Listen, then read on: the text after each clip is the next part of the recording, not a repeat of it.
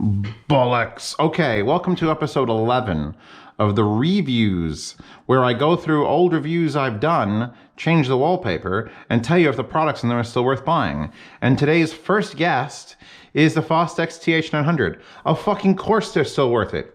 Are you insane? They're the look at this thumbnail through this GoPro, through your monitor into your eyes. You want them still.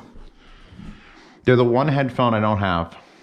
Like that I'm like, I might have a set coming to me in the future. I'm not sure. Those are the red version. There's a blue version. Now there's a fucking, is it ivory? I forget what the color they're claiming it is, but it's beautiful. TH500s are, like there are other better closebacks, like expensive closebacks. ZMF, Clavier closed. It's $2,000+ and with the right pads and the right amp. Well, actually, I don't need the right amp. It's super easy to drive, but I think they do a more comparable job. But Fostex doesn't give a fuck, because Fostex are hand painted in Japan with lacquer paint, and they have the most low end. So a Clavier closed might be a more comparable, like professionally graded headphone, but oh my God, those.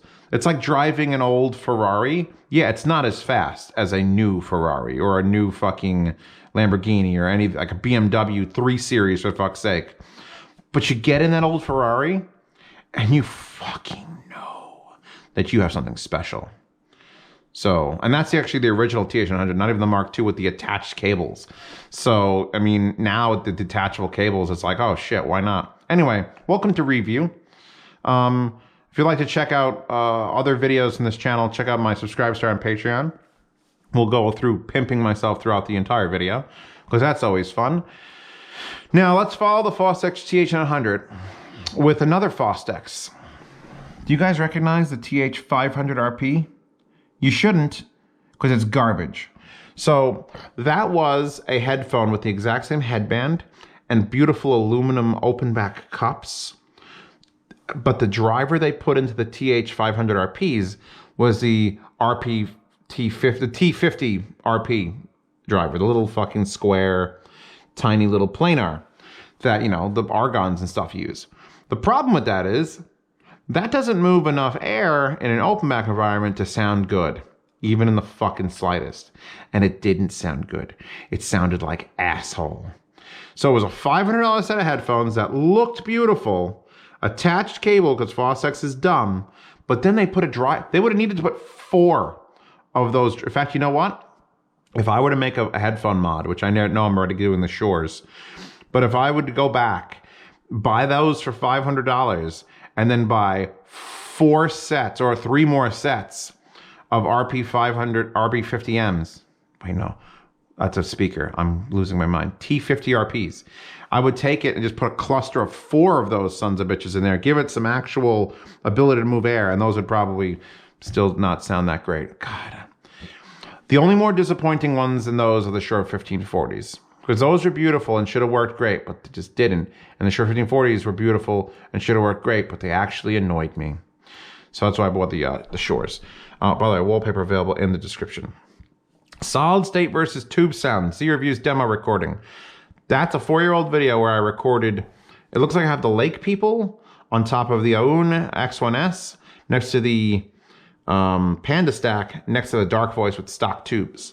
I should redo that. In fact, I did kind of redo that in the Stax 009 video, where I swapped it back and forth, and everyone was like, you're fucking out of phase on the tube. And I'm like, it's not my fault. I know how to wire things. I can't make it out of phase.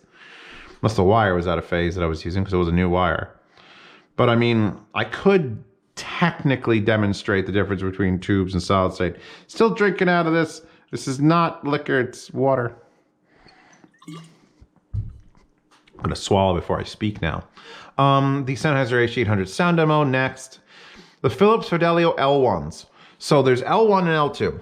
And everybody knows the Philips Fidelio for the X2 and the X2HR, now the X3. But there was an L1 and an L2. And they weren't terrible, but they were too expensive for like their, I don't know, this never jived with me. I feel like they didn't have enough. They didn't do enough to make me like love them. And I should have been like desperately in love with them because they're better looking than most on ears at that point. They were comfortable, but they didn't sound like up to par with what I expect from the Fidelio line. I was using the switch box to go back and forth. I still have that little switch box. In fact, I got its little brother. It's a Sescom switch box. I have its little brother in use down in my basement to switch the coaxial digital directly from the computer to the conversion from analog for the surround sound. So when I'm listening to music, no dying. I could just avoid the digital to analog, the digital to analog to digital conversion. I could avoid that. The Grado PS500es. Those were a steaming pile of shit. Now Grado makes some amazing headphones. They're usually under $100 or over $1,000. Take your pick. Anything in the middle, anything wishy-washy, 300, 400, 500. It seems like they don't know what the fuck they're doing.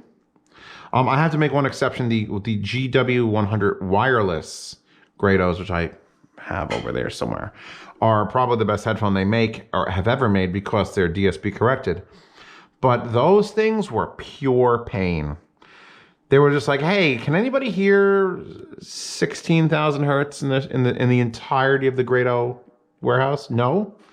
All right, just crank it up. We don't just mosquito sound everything. They hurt. They had the same shitty headband as the cheap ones, although the $1,000 ones. Oh, it was no good. It was no good. It was no good. Speaking about no good, I remember these because the people who sent them to me were like insistent that these were the greatest things ever. And the shit I had to do to make the JVC HA SV2000s. Oh wait, this is the first pair. I did this twice. These were a set of headphones that had another speaker, like an entire like 70mm driver unit behind like a 30mm driver unit. So it had like a subwoofer essentially built into the headphone. That's why they were so chunky. And people were like, dude, you gotta turn it up. You gotta just keep turning it up. You put like a speaker amp and just keep turning it up. And it's the most amazing bass end, low end, fucking amazing, bro. And I hated them. I hated every fucking moment of wearing them. And I hated looking at them, and they were heavy and they were stupid. And that's not my game, bro. And I moved on. We'll come back to that in a future review if I don't get to it today, where I hook up the go-round. Sorry, apparently sending the video there and recording 1080p 60 just murders the batteries. So like I was saying, the JVC SV2000 was garbage, and someone else sent me another one, and I actually got it to do the thing they were telling me it would do with more of the power, but I still don't like it. The Centrance Dacport Slim. Centrance has sent me a couple things, or I think it was like Massdrop was doing like Centrance stuff, and it was okay. Like their whole brand is just like, okay, I get it. But there's some like diehard Centrance fans and I don't get it. I don't get the diehard fans of like a little tiny DAC thing. I don't get most diehard fans for anything though. I just sort of like, I try never to be a diehard fan of anything. It's not hard to not be a diehard fan. It's very hard to be a diehard fan.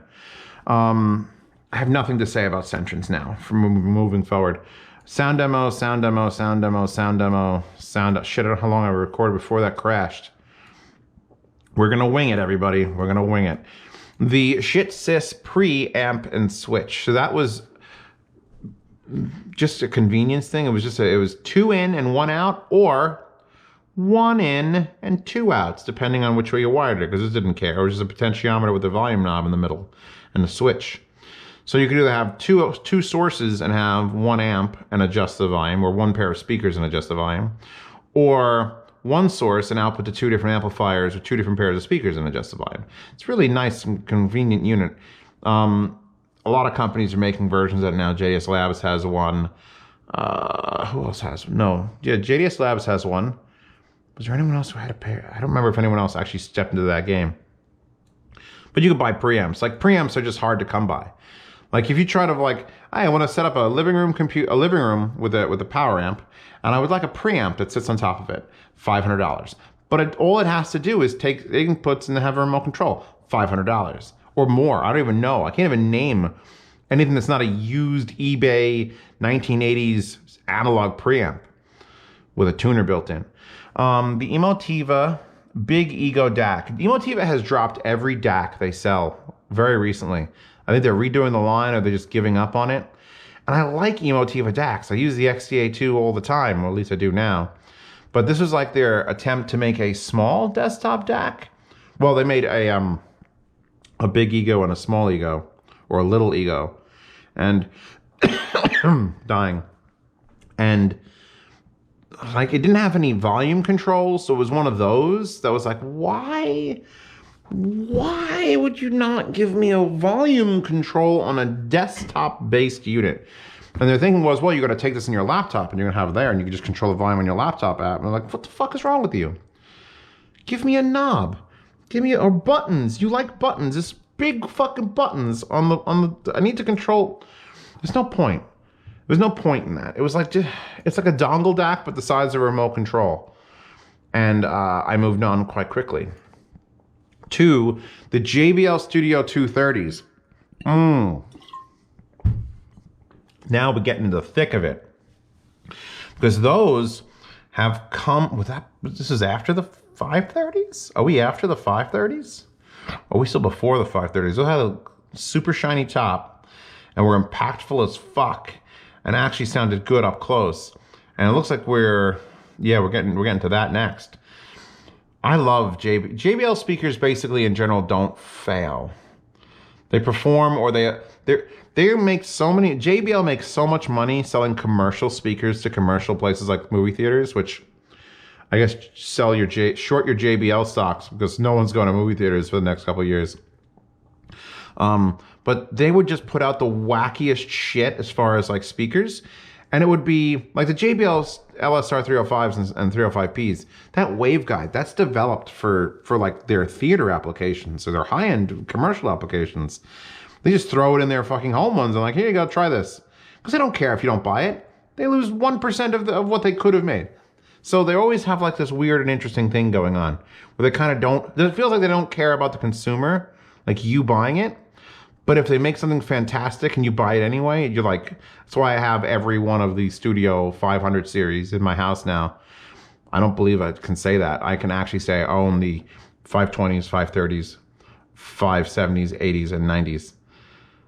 Jesus. Okay. Moving on. The SVS Prime versus SVS Ultra, new king crowned. The SVS Prime and the SVS Ultra. The SVS Ultra is still a spectacularly engineered speaker. $1,000 a pair, which was like, I think at that point, pretty much the most expensive speaker I'd ever reviewed. Right? Or maybe the MTMs, the big MT110s. The MT110s were probably the most expensive one. Those were like $1,100, $1,200 a pair, but those had very specific like use cases. This was a speaker. And SVS doesn't make you think of like audiophilia, but that was an audiophile speaker. DMS fucking loves those. He even has a tower still, I think. And I got the SVS Ultra, and then I asked them for the SVS I got the SVS Prime, and I was like wishy-washy about it, because you could see in the background of this video, the JBL, and the JBL destroyed the SVS Prime. And I'm like, you sure you want me to do this review? Why don't you send me the Ultras? Because I really want to compare them, and I'm so happy they did that, because that's when I came up with the theorem that they built the Ultras. They made the best speaker they possibly could. You know, $1,000 budget, fucking do it. And then they went, okay, now make a shittier version that's $500 less, using the exact same tweeter and driver size. So the tweeters are like identical, and the driver's size is identical. The boxes were roughly comparable, yet that one's half the price. And I think they just fucked it up too much, because I didn't like the Primes at all. Like zero Prime happiness. It was all about the Ultras at that point. So it would be get the JBLs or get the Primes, or get the Ultras. That was it. Are the SVS Ultras still worth it in 2020? Yeah, we're for passive speakers in the $1,000 range. Passive speakers, yeah. There are some active speakers that'll just shit on them, but we're not going to get into that in this video. More sound demos. Speak of the devil, there are the Studio 590 towers. So I must have had the 530s already. Very odd birds. I love my 590s, but I love my 590s, but at some point I did think about selling them because I got them for so cheap. I got them for $900 for the pair, and they were $1,100 each at one point. And 4 years ago, they were gone. Like after I did this review, I knew they were gone. Now they're back, and they keep dropping on sale. They're either their full price, or they're like $1,000 a pair, or they're full price, or they're $1,000 a pair. It can't decide if it wants to lose them or keep them or get rid of them. Nobody knows. If I was building if I had an electric piano, which I don't know how to play piano. I don't know. I only know one person who tries. My friend Sushi tries to play piano. I've never actually seen him perform. But if he was like, dude, I got this keyboard and I want a grand piano, but fuck grand pianos. I want something that's imaginary grand piano. I would take a pair of those and I would lay them down like this so the horns are on opposite ends. And I would just lay them pointing up into a diagonal fucking piece of wood that's all glossy like a Steinway. And you would play that piano, and if those were inside of it, you had no fucking idea it wasn't a real piano. Because those sound like a grand piano. And they actually work better closer to you because of the way the horn is. It spreads it so wide and so thick that you want to just get closer to. You want to experience it surrounding you and not have it like be over in the corner doing its thing. So I guess, yes, I do still recommend the Studio 590s. The Studio 580 review, because I only got those like 2.5 weeks ago, is upcoming. So 4 years later, that fucking series is still relevant. And I just did the Studio 570 review like last month. $400 a pair. Are you fucking high? So we'll see how the 580s handle when I bring them down the basement. Speaking about things I'm upset about not existing. Emotiva Airmotiv 5s and 6s. I sold my Airmotiv 5s. I'm okay with that. I will never sell the Airmotiv 6s. And I really, really, really implore Emotiva to bring back that series of speaker. Because they have the home theater section now. And the home theater speakers they have look like the Airmotiv 5. They've got the 5-inch driver and the little tiny AMT. The Airmotiv 6, which I have in the basement, its AMT is 3 times the fucking like size. Like this is the Airmotiv 5, and the Airmotiv 6 was like fucking that. It was like that big. And none of their new current speakers use the bigger size AMT. And that thing had Emotiva amps. That was 110 watts for the driver and 100 watts for the tweeter.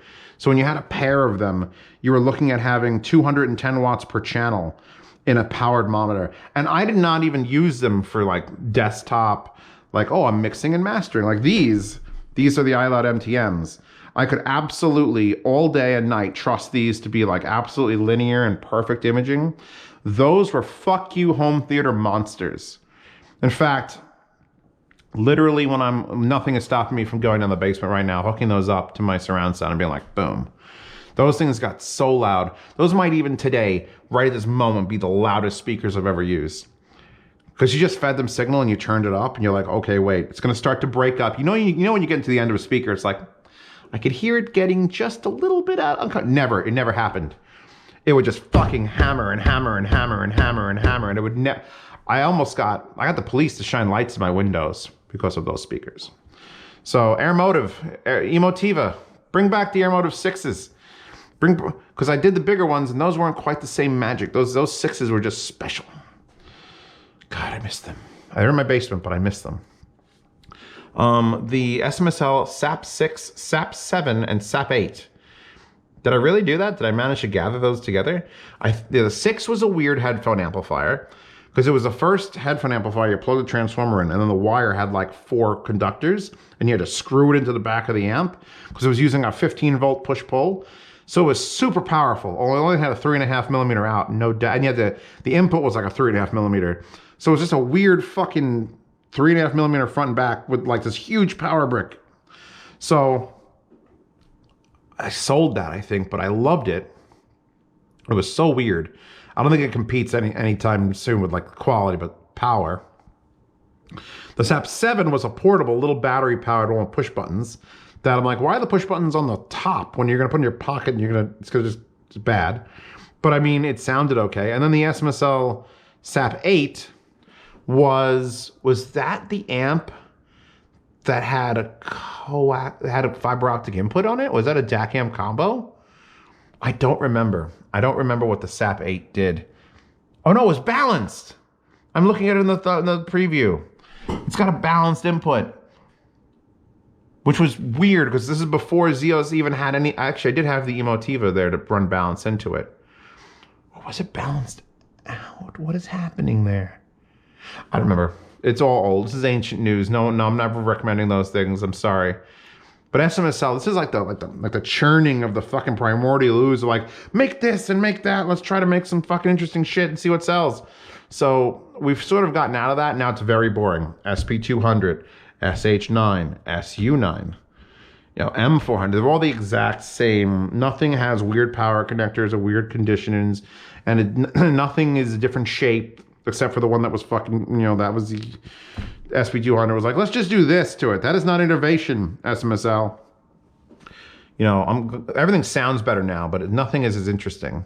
God, it's only 4 years ago, and I feel like it's like, oh, back in my day, SMSL used to make crazy shit. I almost skipped past my fucking Stax. All right, let's end in the Stax, because there's no way you can go past the Stax. Stax 2170. My end game is what I wrote here. I lied. But at least I found the name of the Stax endgame, so that means I would get to the 009s eventually in 2020, and therefore I'd find my endgame, but I haven't done the 909S.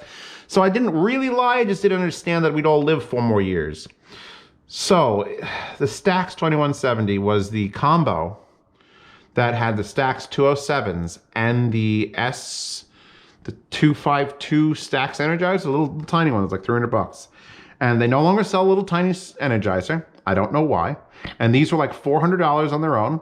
And they no longer sell a $400 set of ear speakers, which I think, what do the L300s come out to?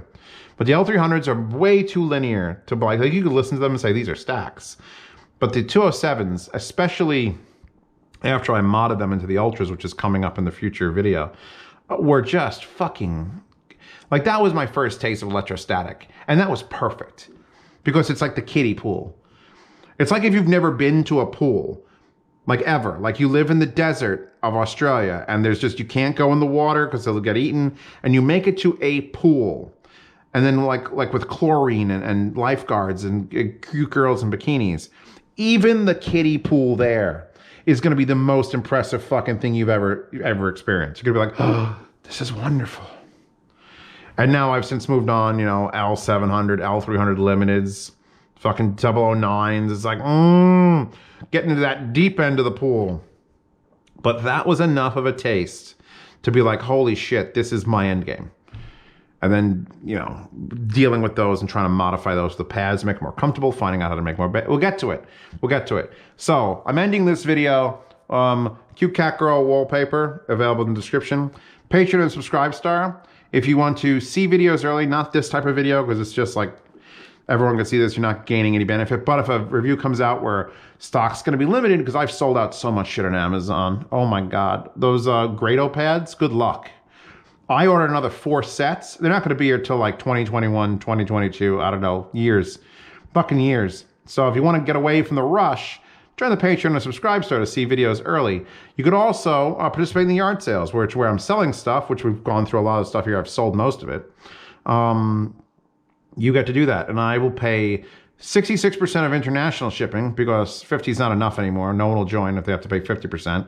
But I will pay 66% of international shipping, and you pay 33% of international shipping, and you could bid, and I'll ship it to Indonesia, as much as it's going to still be fucking expensive for both of us. So yeah, check that out. And then if you would like to ask me any questions, and actually we're probably still within the January 20th time limit, I have made, for a limited time, a copy of the $10 Patreon chat, or the $10 patronage supporter chat, the behind the scenes chat, for $5 patrons on Subscribestar and Patreon, where I can answer all your questions. This chat will be eliminated on January 20th. And then if you'd like to continue something like that, the $10 chat is always open. I had too many weird, fucking amazingly impossible questions that were popping up in my inbox. I just can't get to them all. So this is the only way I can get to them all. So it's a limited time deal. Get in now and ask me anything you want, and I'll answer with my voice and my stereo Marantz MPM 3000 microphones while drinking water. And then that'll disappear. And I hope everyone there can enjoy themselves. Enjoy themselves things with stuff. So I'm done with this video. You guys have enjoyed it. I've enjoyed it. We've all enjoyed it together. I'll see you for a normal review tomorrow, and then you'll see episode 12 in a week or so, and I'll just continue from the HiFiMan 350 exclusive. Bye.